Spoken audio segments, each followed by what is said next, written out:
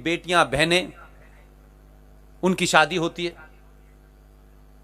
उनको लगता है एक अच्छा परिवार, खुशनुमा परिवार, शादीशुदा नया जोड़ा,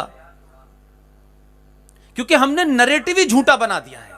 उस बेचारे युवा बच्चे और उस बेटी का कसूर नहीं है। वो अच्छे खासे ठीक ठाक अच्छे घर के बच्चे, शादी के बाद एक हमने मूर्खता पैदा कर दी है समाज में, और वो बेचारी बेटी भी नहीं जानती है, क्योंकि उसे भी पता नहीं है, क्योंकि पिताजी भी वहीं गए थे। तो उसने कहा मैं भी जाऊंगी। लड़के ने कहा बिल्कुल। कहां जाते हैं पता है? अच्छा खासा शादीशुदा जो जोड़ा है, जिसने नया जीवन शुरू किया है, जिंदगी की बहुत सारी उनके अंदर ख्वाब हैं, सपने हैं, मैं ताजमहल देखने जाऊंगी। और वो जो लड़का है बेचारा, जो इतनी उससे प्यार करता है, वो भी उससे नहीं कहता कि तू मजा, हाँ वो भी ताजमहल दिखाने ले जाता है।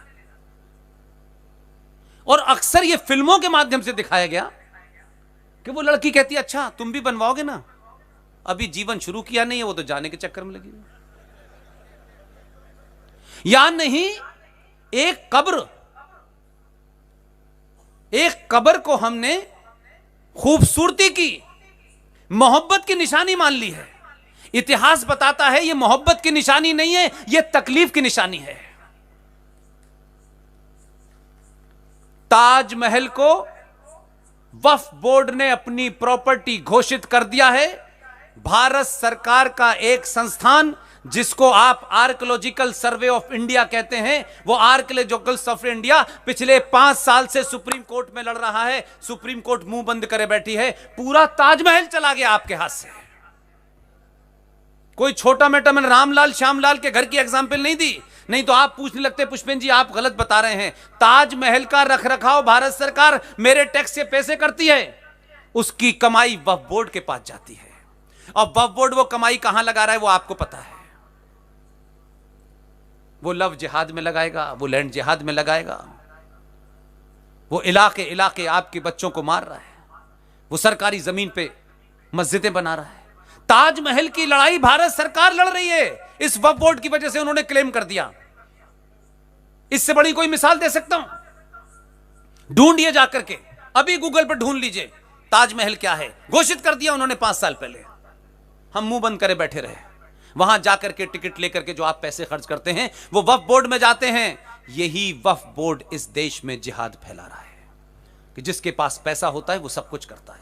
इसलिए उनके पैसे की ताकत देखिए कि वो भारत की संसद में कभी भी इतने बहुमत में नहीं थे कि कोई ऐसा कानून बना सकें। लेकिन वो भारत के हिंदू समाज, लालची और कायर कौम को जानता था कि ये चवन्नी चवन्नी में बिक जाते हैं। खरीद लिया आपके लोगों को। आपके लोगों ने सत्ता पाने के लिए भारत राष्ट्र को बेच दिया है। दिल्ली के अंदर वक्फ बोर्ड का 2 कौड़ी का एक नेता, छुटभैया नेता, हमारा आदमी एमएलए बन जाएगा ना तो उसके मकान की 3 मंजिल तो बन जाएंगी, उससे ज्यादा लेना देना नहीं है। लेकिन एक 2 कौड़ी का लीडर दिल्ली के अंदर वक्फ बोर्ड के इसी कानून के तहत रोज 50-60 लोग हिंदुओं को, जहां गरीब रहते हैं, जहां उनको नोटिस भेजता है और मकान पुलिस खाली करा देती है। जो 100-100 गज जिन्होंने जीवन भर की बाप दादों ने कमाई से मकान बनाया था, उनको छोड़ने पे मजबूर किया जा रहा है। लेकिन हमारे लिए यह विषय नहीं है। हमारे लिए तो पेट्रोल 100 रुपए हो गया, इस पे मोदी को हटाना है यार, माफ कीजिए। ये पूरे देश में हो रहा है।